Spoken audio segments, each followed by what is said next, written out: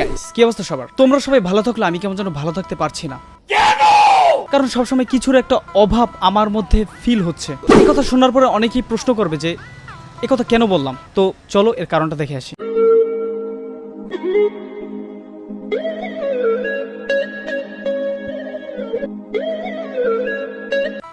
কি ভালোবাসা! এমন জীবন সঙ্গিনী কোথায় পাওয়া যায়? আমি খুব একা। রাস্তায় যদি কেউ আমাকে মেরেও ফেলে রাখে, কেউ দেখার নেই। এমন একটা জিএফ পাওয়া ভাগ্যের ব্যাপার। নিঃসন্দেহে তুই ঠিক কথা বলেছিস।